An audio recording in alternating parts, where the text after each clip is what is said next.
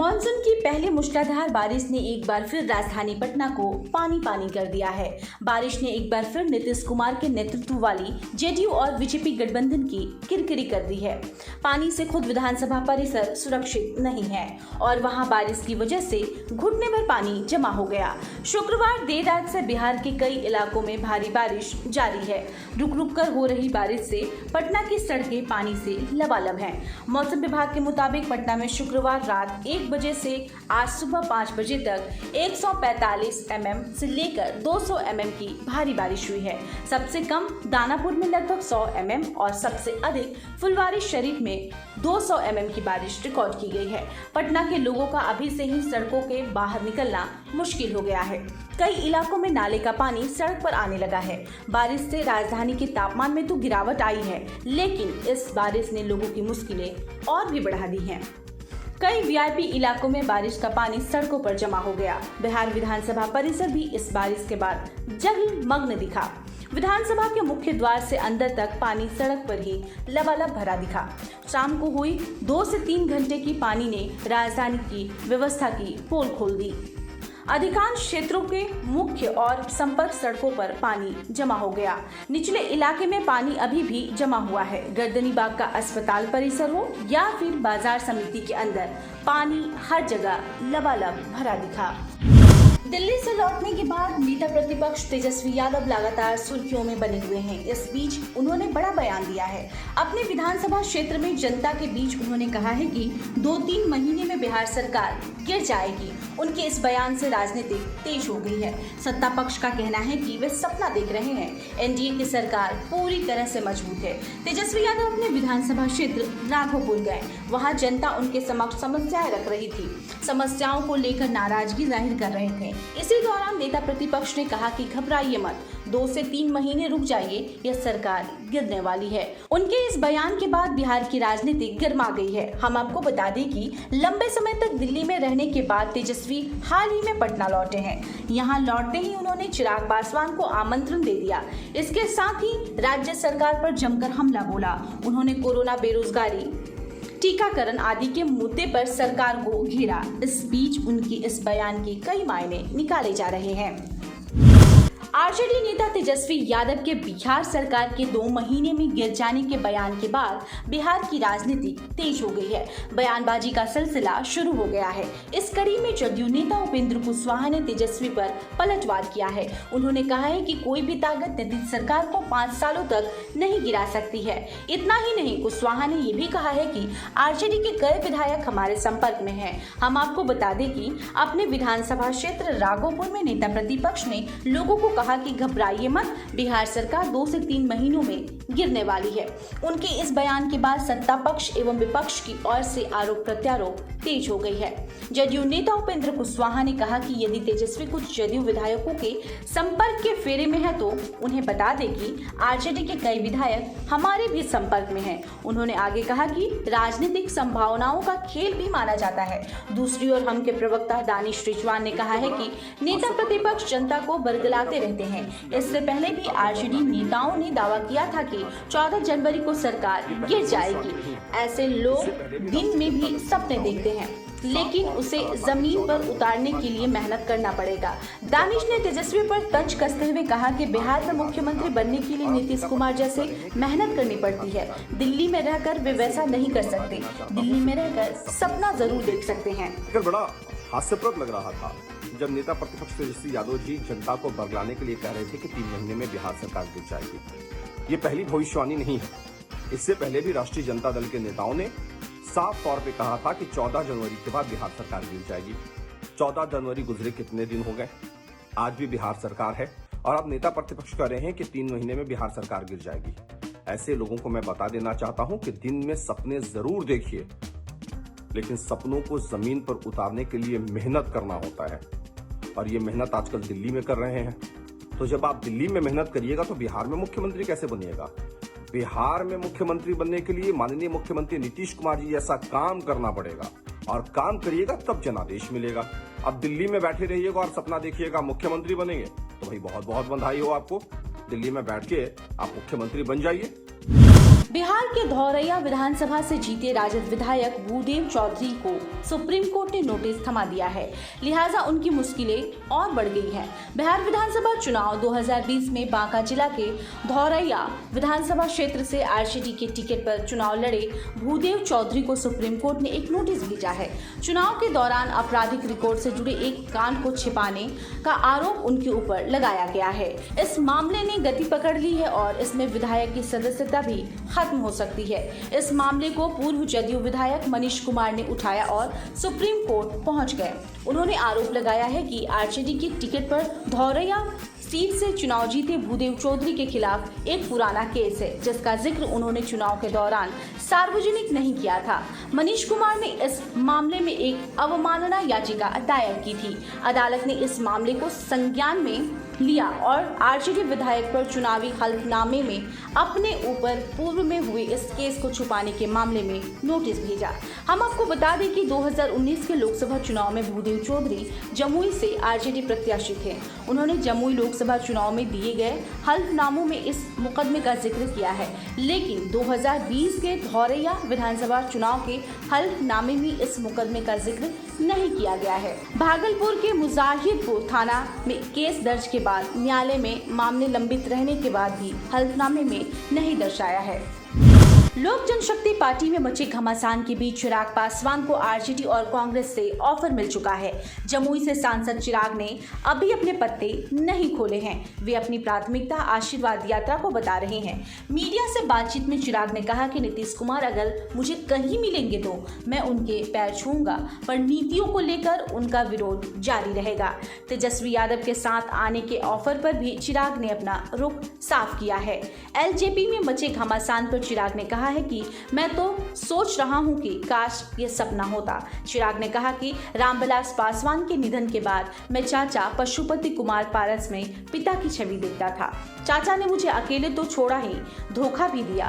पिता की बरखी तक का इंतजार नहीं किया। उन्होंने कहा कि इतना कुछ करने से पहले चाचा ने अगर मुझसे कहा होता तो मैं हर बात मानने के लिए तैयार हो जाता। चिराग ने कहा कि पापा के रहते कई बार लोगों ने एलजेपी को तोड़ने की कोशिश की। नीतीश को लेकर चिराग ने कहा कि मेरे पिता के आखिरी शब्द थे कि कुछ भी हो जाए नीतीश के साथ मत जाना। चिराग ने कहा कि आज इस बात का बहुत दुख है कि जिन्होंने पापा का राजनीतिक भविष्य खराब करने की कोशिश की, उनके साथ पार्टी के लोग खड़े हैं। कांग्रेस पार्टी बांग्लादेश मुक्ति संग्राम के योद्धाओं की बलिदान याद करेगी। बांग्लादेश मुक्ति संग्राम 1971 की 50वीं वर्षगांठ के आयोजन हेतु बिहार प्रदेश कांग्रेस स्मरणोत्सव कमेटी की पहली बैठक प्रदेश प्रवक्ता और उपरोक्त कार्यक्रम के प्रदेश संयोजक जया मिश्रा की अध्यक्षता में सदाकत आश्रम में हुई, जिसमें प्रदेश कांग्रेस अध्यक्ष डॉक्टर मदन मोहन झा ने कहा कि मुख्य रूप से पूर्व प्रधानमंत्री इंदिरा गांधी के दृढ़ संकल्प से पाकिस्तान के दो टुकड़े करके बांग्लादेश और आजाद मुल्क बनाया गया था। उसकी स्थापना के 50वें वर्षगांठ पर कांग्रेस के मजबूत विदेश नीतियों को जन जन तक प्रचारित करने के लिए हर कांग्रेसी को जमीनी स्तर पर कार्यक्रमों से लोगों को अवगत कराना चाहिए। बैठक को संबोधित करते हुए प्रदेश कांग्रेस अध्यक्ष मोहन झा ने कहा कि इस कार्यक्रम के जरिए लोगों को इंदिरा गांधी जी द्वारा उठाए गए कदम के बारे में बताया जाएगा और साथ ही साथ सेना के जवानों द्वारा किए गए साहसिक कार्यों को भी युवा पीढ़ी तक पहुंचाया जाएगा। उन्होंने सभी उपस्थित सदस्यगणों को निर्देशित किया कि कार्यकर्ता की सफलता हेतु पूर्णतः सबका सहयोग करें और पूरे प्रदेश भर में होने वाले कार्यक्रम को सफल बनाएं। बिहार के उप मुख्यमंत्री तारकिशोर प्रसाद ने महान किसान नेता स्वामी सहजानंद सरस्वती के पुण्यतिथि और रविंद्र रंजन द्वारा संकलित स्मारिका के लोकार्पण के अवसर पर कहा है कि केंद्र में 2014 से ही किसानों की हितैषी सरकार है, जिसका परिणाम है कि किसान अब खुशहाली की ओर बढ़ चला है। वहीं बिहार की मौजूदा सरकार अब तक के किसानों के प्रति सबसे संवेदनशील सरकारों में से एक है।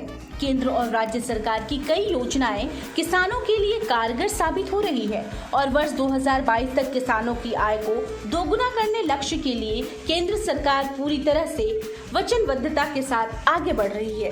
स्वामी सहजानंद किसान वाहिनी की ओर से बीजेपी प्रदेश कार्यालय में आयोजित स्वामी सहजानंद सरस्वती के 71वें पुण्यतिथि को संबोधित करते हुए उद्घाटन भाषण के दौरान कहा कि स्वामी सहजानंद सरस्वती की प्रासंगिकता कल भी थी, आज भी है और आगे भी रहेगी।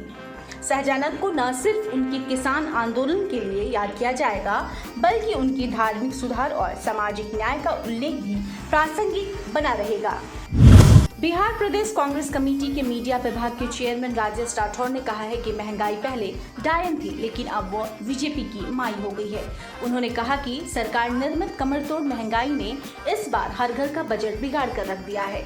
बेतहाशा बढ़ती महंगाई पर केंद्र सरकार और राज्य सरकार को घेरते हुए उन्होंने कहा कि यूपीए कार्यकाल में मात्र कुछ पैसे पेट्रोल और डीजल पर और कुछ पैसे सिलेंडर पर बढ़ जाता था, तब बीजेपी के तमाम छोटे से लेकर राष्ट्रीय स्तर के नेता चौक चौराहे पर नृत्य कर महंगाई को डायन बताकर उसका विरोध किया करते थे। लेकिन अभी 100 रुपए के पार पेट्रोल, 100 रुपए के आसपास डीजल, लगभग 1000 रुपए गैस सिलेंडर और 200 रुपए सरसों तेल और खाद्य पदार्थों की महंगाई ने आसमान को छू लिया है। तब अब बीजेपी के नेता के मुंह से बकार तक नहीं निकल रहा है। मानो कि महंगाई अब भाजपा और जेडीयू के लिए डायन नहीं बल्कि उनकी माई हो गई हो। उन्होंने कहा कि अगर जल्द ही इस महंगाई को नियंत्रित नहीं किया गया तो आने वाले दिनों में भारत भुखमरी के कगार पर चला जाएगा। आपातकाल की 86वीं वर्षगांठ के मौके पर 3 कृषि कानूनों के खिलाफ 7 माह से आंदोलन कर रहे किसानों ने आज अपने अपने राज्यों में राजभवनों का घेराव किया। इस दौरान किसानों ने ट्रैक्टर रैलियां निकाली और धरना प्रदर्शन किया। संयुक्त किसान मोर्चा ने इस दिन को खेती बचाओ लोकतंत्र बचाओ दिवस के तौर पर मनाया और तमाम विरोधी दलों के नेताओं ने भी इस आंदोलन में हिस्सा लिया और राज्यपाल के माध्यम से भारत के राष्ट्रपति को खेती कानूनों के खिलाफ ज्ञापन भेजा। पटना में किसानों के इस आंदोलन में सीपीआईएम बिहार के राज्य सचिव अवधेश कुमार और रामपरी यादव ने हिस्सा लिया। बिहार के पूर्व डीजीपी और जदयू नेता गुप्तेश्वर पांडे आजकल फिर से चर्चा में आ गए हैं। वे आजकल अयोध्या, मथुरा और वृंदावन के मठ मंदिरों और धार्मिक सत्संगों में खूब दिख रहे हैं। पूर्व डीजीपी इन दिनों प्रवचन दे रहे हैं और लोगों को रामचरितमानस के प्रसंग समझा रहे हैं। वे बिहार विधानसभा चुनाव से ठीक पहले डीजीपी के पद से त्यागपत्र देकर जदयू ज्वाइन कर लिए थे। आपको बता दें कि बिहार के बक्सर जिले से ताल्लुक रखने वाले भारतीय पुलिस सेवा के अधिकारी पांडे ने लंबे अरसे तक पुलिस की नौकरी करते हुए कानून की बारीकियों पर पकड़ तो बनाई ही है, वे संगीत और अध्यात्म में भी शुरू से ही गहरी रुचि रखते हैं। वे हमेशा चर्चाओं में रहते हैं और उनसे जुड़े तमाम रोचक किस्से हैं। बिहार नगर पालिका कानून के तहत अवैध निर्माण के मामले में कार्रवाई को लेकर पटना हाईकोर्ट बेहद सख्त है। इन मामलों में कार्रवाई पर सुनवाई करने वाली बिल्डिंग ट्रिब्यूनल का गठन अभी तक सरकार ने नहीं किया है। करीब 4 साल से इनके गठन की प्रक्रिया पेंडिंग है। हाल में ही 22 मार्च को हाईकोर्ट ने 1 माह के अंदर इसके गठन का आदेश दिया था, लेकिन कोर्ट का आदेश भी इसका गठन नहीं कर सका, जिसके बाद कोर्ट ने अब सरकार को फटकार लगाई है और चेतावनी भी दी है। 22 मार्च 2021 को पटना हाईकोर्ट ने निर्देश दिया था कि 1 माह के अंदर बिल्डिंग ट्रिब्यूनल का गठन किया जाए, लेकिन अब 3 माह के बाद भी इसका गठन नहीं हो सका है। मीडिया रिपोर्ट के अनुसार शुक्रवार को इसी मामले में न्यायमूर्ति चक्रधारी शरण सिंह की एकल पीठ ने इससे जुड़ी एक रीट याचिका पर सुनवाई करते हुए राज्य सरकार से सवाल जवाब किया। कोर्ट ने सरकार से पूछा कि अभी तक ट्रिब्यूनल का गठन क्यों नहीं किया गया। वहीं इस सवाल के जवाब में राज्य सरकार का पक्ष रखते हुए कहा गया कि अभी यह पूरा नहीं हुआ है, गठन की प्रक्रिया चल रही है। खबरों के मुताबिक कोर्ट के निर्देश के बाद भी इसका पालन नहीं होने से अदालत ने इस मामले में बेहद सख्त टिप्पणी की। जज ने कहा कि अब बहुत हो गया, हाईकोर्ट किसी के रहम पर नहीं है जो ट्रिब्यूनल के लिए सब्र करते रहे। अब सोमवार को कड़ा फैसला सुनने को तैयार रहे। बताया जा रहा है कि कोर्ट की अवमानना के बिंदु पर आदेश को सुरक्षित रख लिया है। राजधानी पटना में कोरोना से हालत लगातार सुधर रही है। संक्रमण के मामलों में कमी आने के बाद अब नई परेशानी खड़ी हो गई है। शहर के अधिकतर सरकारी व निजी अस्पतालों में अब कोरोना के नहीं बल्कि पोस्ट कोविड समस्याओं से पीड़ित मरीज भर्ती हो रहे हैं। डॉक्टरों का कहना है कि अस्पतालों में भर्ती 70% मरीज पोस्ट कोविड समस्याओं वाले हैं। इनमें से कुछ की हालत गंभीर और कई मरीजों पर टीबी का भी हमला हुआ है। कोविड नेगेटिव व डिस्चार्ज होने में 1 महीने बाद भी बुखार जकड़ रहा है। मरीजों को मलेरिया, टाइफाइड टाइफाइड और अन्य जांच करानी पड़ रही है। कई मरीजों में पाया गया है कि निमोनिया के बैक्टीरिया का संक्रमण अधिक मिल रहा है। कुछ मरीजों की जांच में टीबी मिल रहा है। चिकित्सकों के मुताबिक पिछले कुछ दिनों में कोविड संक्रमित ऐसे भी मरीज मिले हैं जिनकी जांच में उनमें टीबी के जीवाणु मिले हैं। ऐसे में इन मरीजों का कोविड के साथ टीबी का उपचार भी किया जा रहा है। पीएमसीएच के अधीक्षक डॉक्टर IS ठाकुर ने बताया है कि कोरोना से अधिक अब पोस्ट कोविड के मरीज इलाज को आ रहे हैं। कुछ दिनों में करीब 10 कोविड संक्रमित मरीज ऐसे आए हैं जिनकी जांच में टीबी के लक्षण भी पाए गए हैं। मुख्यमंत्री नीतीश कुमार ने 6 माह में 6 करोड़ लोगों को टीकाकरण के लक्ष्य को हासिल करने के लिए कहा था कि हर दिन स्टॉक में 25 लाख वैक्सीन के डोज चाहिए। वैक्सीन की नियमित आपूर्ति बनाकर ही इस लक्ष्य को हासिल किया जा सकता है। उधर स्थिति ये है कि 21 जून को कोरोना वैक्सीन टीकाकरण अभियान के दिन सर्वाधिक 7,29,332 डोज दिया गया। उसके ना तो पहले और ना ही बाद में इतनी संख्या में कोरोना वैक्सीन के डोज दिए गए हैं। टीकाकरण को गति देने के लिए इतनी संख्या में वैक्सीन की आपूर्ति की जाए जिससे स्टॉक में हमेशा 25 लाख डोज की उपलब्धता बनी रहे।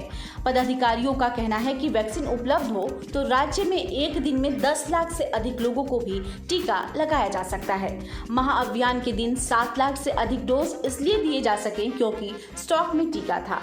21 जून के बाद तो स्थिति यहाँ तक आ पहुंची है कि 22 जून को 3.25 लाख डोज, 23 जून को 2,63,000 और 24 जून की रात तक वैक्सीन की संख्या 2,13,000 पर पहुंच गई। कहना है कि अगर वैक्सीन उपलब्ध करा दी जाए तो 10 दिन में महीने का लक्ष्य पाया जा सकता है। बिहार के बेतिया जिले के आरजेडी युवा के जिला अध्यक्ष मुकेश यादव ने बढ़ती महंगाई को लेकर पीएम मोदी पर जमकर हमला बोला। उन्होंने कहा कि ये कैसे चाय वाले प्रधानमंत्री हैं जो 15-15 लाख का सूट पहनते हैं जबकि देश की जनता फटे पुराने कपड़े पहनने को मजबूर है। उन्होंने कहा कि 2 जून की रोटी गरीब को नसीब नहीं हो रही और देश के पीएम सीएम मस्ती में हैं। मंत्री से पूछिए कि क्या नहीं करते, यह जनता समझ चुकी है। उन्होंने कहा कि एक तरफ जहां पीएम 36 प्रकार के व्यंजन का थाली 30,000 में खाते हैं, वहीं आम जनता को 30 रुपए की थाली भी नसीब नहीं हो रही है। मुकेश यादव ने कहा कि बीजेपी के GDP बढ़ा देश को नंबर 1 बनाने का दावा किया था, लेकिन देश की भोली भाली जनता समझ नहीं पाई और देश की जिम्मेदारी और बड़ा पद सौंप दिया। परंतु इनका GDP का अर्थ इस प्रकार था: G गैस, D डीजल और P पेट्रोल के दाम में इजाफा। मोदी सरकार 2 ने देश पर टैक्स का बोझ लगातार बढ़ाने से आम आदमी कर्ज में डूबने जा रहा है। लोग आए दिन आत्महत्या कर रहे हैं और करोड़पति विदेश भाग रहे हैं। खाने का सरसों तेल का कीमत भी आसमान छू रहा है।